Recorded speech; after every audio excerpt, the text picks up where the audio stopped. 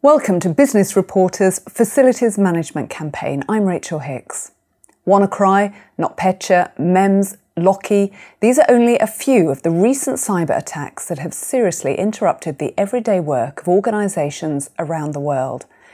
Experts often discuss the risk of lost data, stolen data, or purposeful sabotage, but hardly ever talk about the one damage that without exception everybody suffers if a breach happened: communication blackout.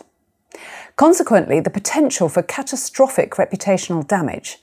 As experts have emphasised many times, the question about breaches is never if they happen, but when they happen. How to prepare for the unavoidable attack and guarantee business continuity. With us today is Andrew Try from ComXo to discuss the solutions. Hello, Andrew. Hello, Rachel. Now, if a cyber attack happens to a business, it usually takes all communications out along with everything else. So how does this affect a business's ability to continue to operate? Surely it's paralysed. Well, the most recent attack that occurred last year, it was unlike any other cyber attack that had happened. The businesses that were affected went dark.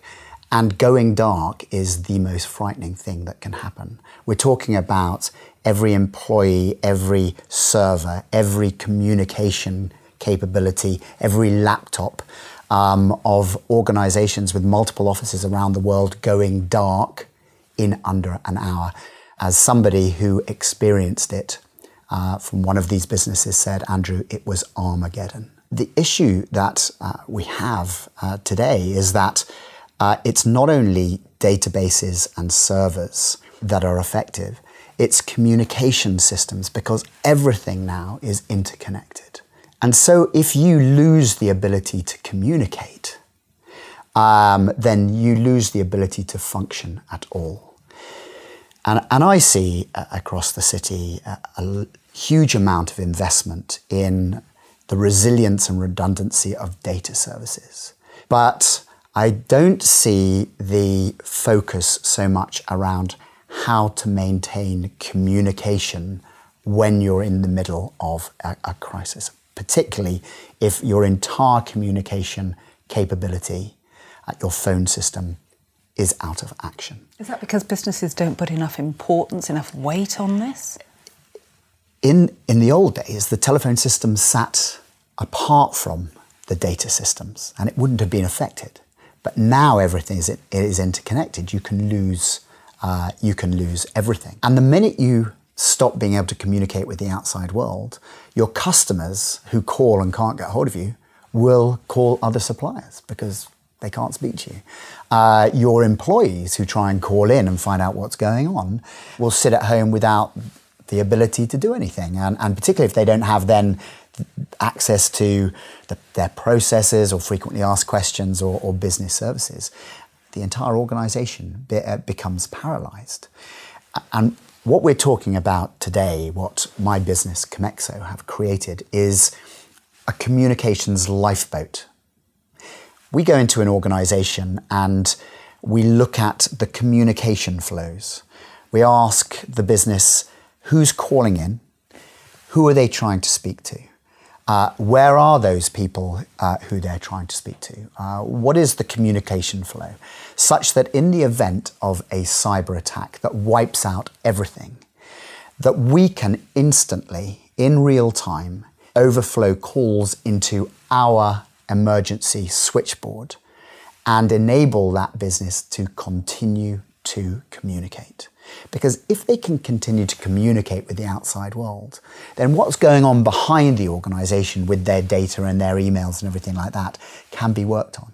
But how important are you in this role? How long does it take for a company to come back from a cyber attack and restore its communication channels? So the reason that we have created the communication lifeboat is because we supported one of the businesses that were hit last year with the virus called the NotPetya virus. This was a virus that spread so quickly across the organisations that were affected that our particular client, which is a £2.5 billion global business with 11,500 employees across 80 offices.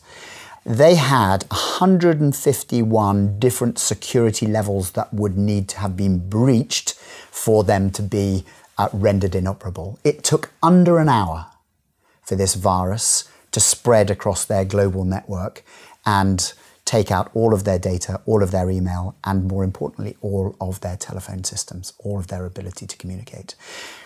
Now, as it happened, they used us for overflow service, and we were able to ramp up and take the calls for the UK, and then we brought in people to be able to take calls for all their other offices around the world.